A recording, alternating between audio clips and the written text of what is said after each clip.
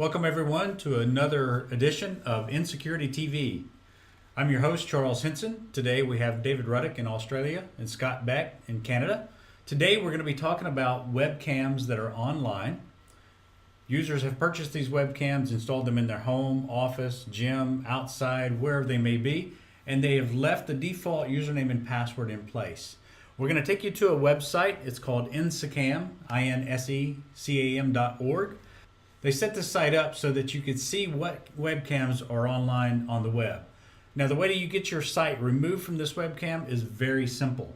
All you have to do is log into your webcam and change the password from the default password that is set there. So if you go to the webcam site, it's going to tell you that this is the world's biggest directory of online surveillance security cameras. You can select by country, you can select by like airline or animal, architecture, farm. If you want to look at houses, you want to look at coffee shops, you can select and you can see webcams that are live around the world. So this security problem of letting people view your private everyday life is not just a local problem, it is a global problem. It's a problem throughout the world, as this site shows us. So they have filtered out. In the early days, they would show kids sleeping in their cribs, baby rooms. They would show people in their bedrooms. They have filtered those sites out, thankfully.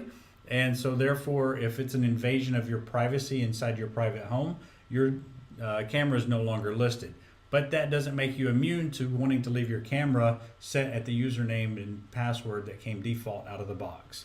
So just to bring you up to date on this, if you go to that website and check it out, what you're going to be able to do is click on various links and see the different locations and different offices. So for instance, you can click on this office, and when you click on this office and look at the webcam, you're going to see individual employees. Now, the problem is when we click on the actual video itself, it's going to take us to the actual camera. And with that actual camera being there, now we can actually take control of the camera. We can pan, we can zoom, we can move around depending on the version of the camera. Scott, David, what are some of the insecurities of having a camera online like this and having it just available for anybody in the world to see? David? Look, it's fascinating. When you showed us this website, I spent, hate to say it, an hour or two going through some of the things, looking for anything that would be interesting. I found a radio show that was streaming live that they were referencing it across. But all of a sudden you've got access to inside a network that doesn't have any security on it. And aside from the implication of being able to pry into a business or a person's home or secure facility, what's the chance that you could leverage that device to get further inside the network? It baffles me that maybe someone who's looking for things untoward might find this camera and go, great, now we can scope out the place to rob it. Scott? Well, a couple of key things come up in my mind, guys, when we think about this is A, we wouldn't normally want to leave our front doors unlocked and just have people come into our houses and scope around and take a look. And although the site has voluntarily removed private cameras in bedrooms and baby rooms, those cameras are still susceptible to this hack, which means other people can still go out there and surf and get them. So maybe this website doesn't have them now, but they are still open. So when you put a device in your house, not changing the password or leaving everything default is always going to leave you open to somebody coming along and finding it. So if you don't want people taking a look at your nanny cam, or maybe you set up a camera for your home security, like David is saying, you don't want to leave that door open for anyone else just to come in and take a look. When I took a look at the site and went through, there was a lot of cameras at vacation destinations, which is kind of cool. Some businesses are going to want to put a camera out and let people come in and take a look. But if you don't want people taking a look at what you're doing, leaving these things set as default is just a big bullseye saying, come on in and check it out. And how much further can they go with that?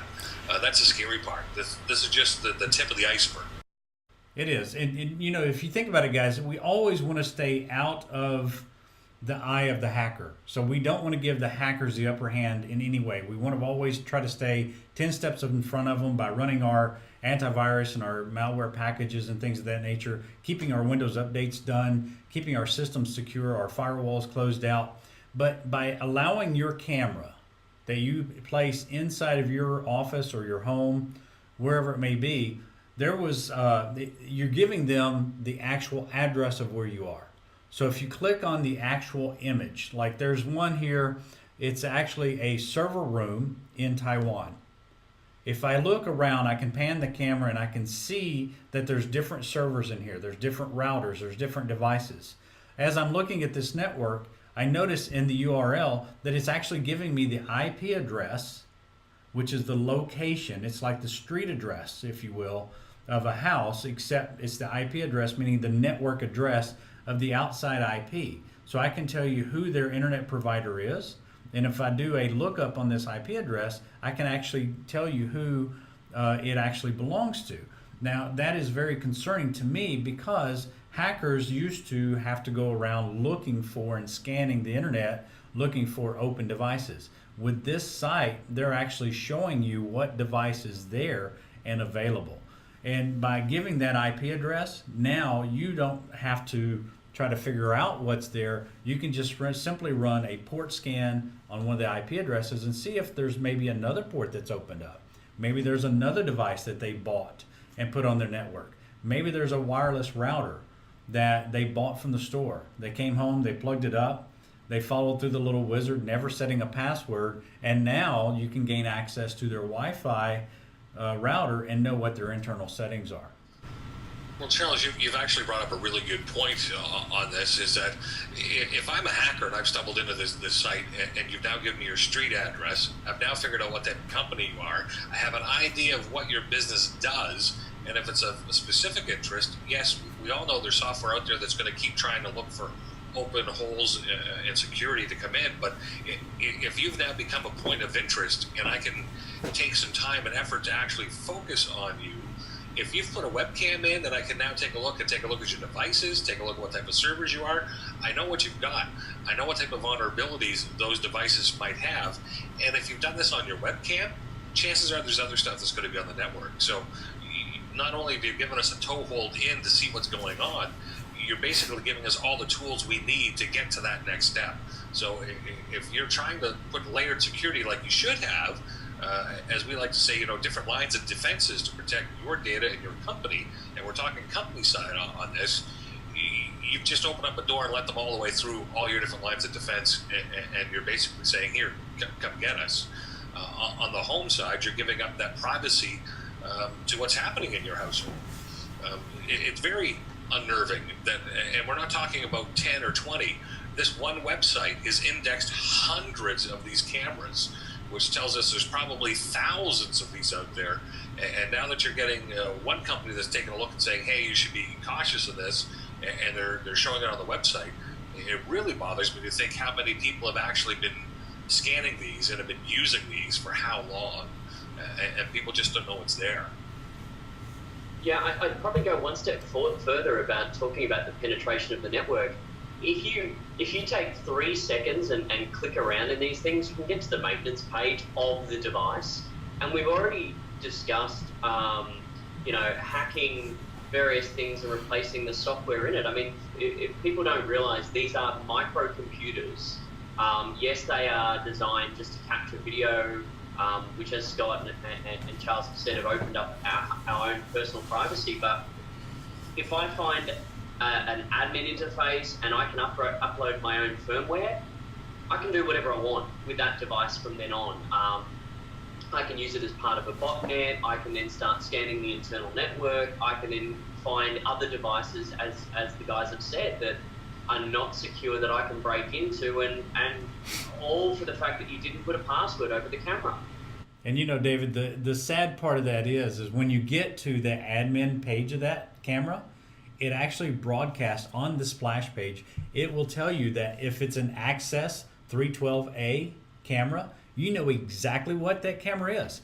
And you can do a quick Google search and say, default webcam password. And that's going to give you, there's several of these sites out there, but one site in particular lists every single wireless camera and or wired camera, IP cameras I should say, and it lists every username and password that comes default out of the box. So you don't even have to try and guess what the username and password is. You can simply just go cross-reference at a different site the username, password, and now you have administrative mode access to that camera. Yeah, it's kind of scary that people are opening up not just their own privacy. You know, one of the cameras showed me whether or not someone's car was in their carport. Great, okay, the car leaves the carport. If someone's clever enough and works out where they are, okay, we go rob the place. On the other side of it, I mean, I'm looking at a server rack at the moment. What's in that server rack? What data is there? Is there ID that perhaps I might, if I'm a malicious person, want to obtain so I can sell and generate credit cards? It's crazy, all over just the fact that they didn't put a password on the device. And I want to pull it back again and just even take a look at the personal side of things. So if I'm going through a messy divorce or breakup, and I want to stalk someone and find out what's going on at my old house, this is just providing another great way for someone to see what's going on and have that insight. It can have some pretty scary repercussions of what could come out of that. That's absolutely true, Scott. And you know, I think about this. We had an actual client that brought a computer here, and she said, look, my husband knows too many things. We're going through a divorce, but he absolutely knows too many things that he shouldn't know. He has to somehow be gaining access to my computer. So we looked through the computer, and sure enough, there was a rootkit on the computer. And this rootkit was allowing, it was an actual rootkit that was a keylogger. And that keylogger was allowing everything that she typed to be seen by him. So he was getting a report of everything that she was typing. So if she was composing an email message or typing a message on Facebook or posting a status, whatever it may be, logging into a bank account, username, passwords, anything like that was being captured and sent to her husband. Now you think about this. On one of these cameras, specifically if you look, we're looking over the shoulders of two young ladies, and there's their keyboard and their screen. Now, it doesn't take a rocket scientist to figure out that that's a 101 keyboard, and all the keys are going to be laid out exactly like every other keyboard. So if you watch them type, we don't need a keylogger installed on that machine any longer. We can actually watch them, what they're typing, and grab, screen capture their usernames, passwords, and anything else that they're doing on this, on these two PCs. You know, and Charles, when we're talking about people watching in the cameras, there's been cases that are documented in the cybersecurity world where someone has posted something on Facebook out with their new boyfriend. Matter of fact, there was a case where I'm going to say a gentleman, but obviously not gentle. He flew halfway across Europe to get to England to his ex-girlfriend's and murdered her and her new boyfriend, all because of what she posted on Facebook. Imagine what would happen if one of these types of people were actually watching in your house and saw activity, what was going on. Talk about getting them riled up immediately. I mean, it is very scary. And for the lack of a password, changing the password, something very basic that needs to be done to protect yourself, your family, and your business. Very easy. Just get it done. Absolutely.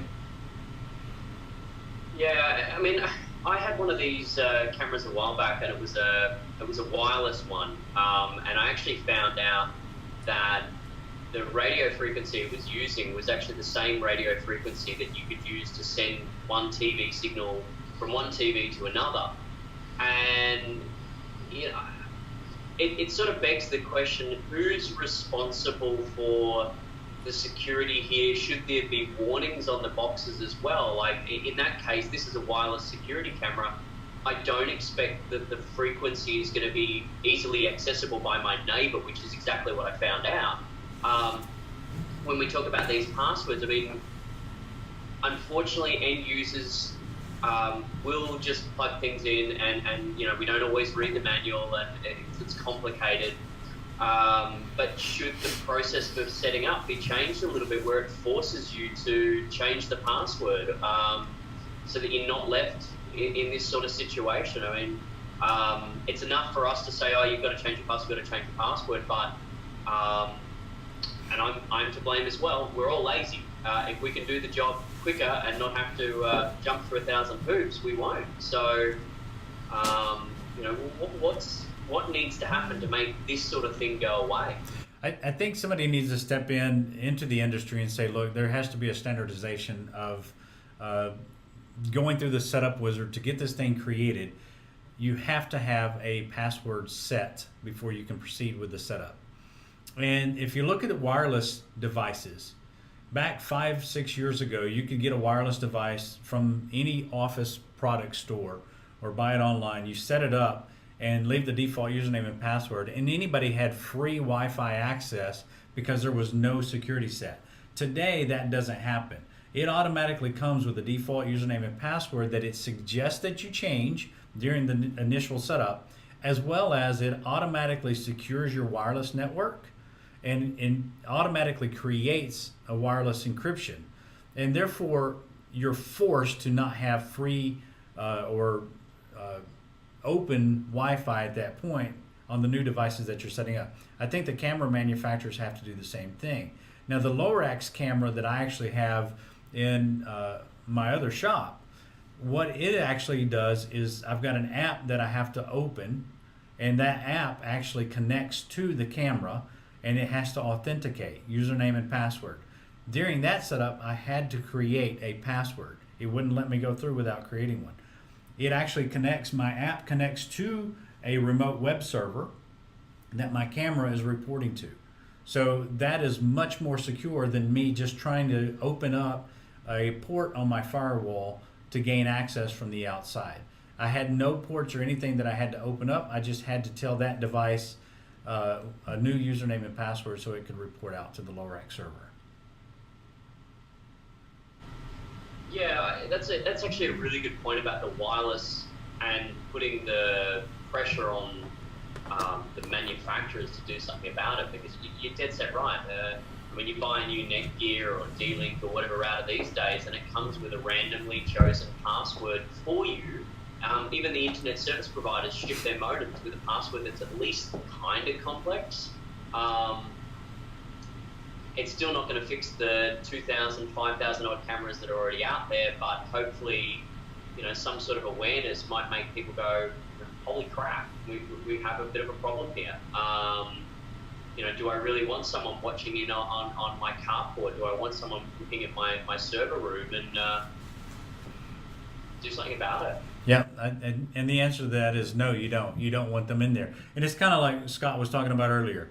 You don't leave your front door open and or unlocked while you're at work. You don't want people coming in looking around. So if you get a camera, install it in your home or in your office, the first thing you need to do is password protect it. Change that default password. Close the door. Close the door. All right, guys. Well, that's all the time we have for today. Thanks for watching, and we'll see you next week on InSecurITy.TV.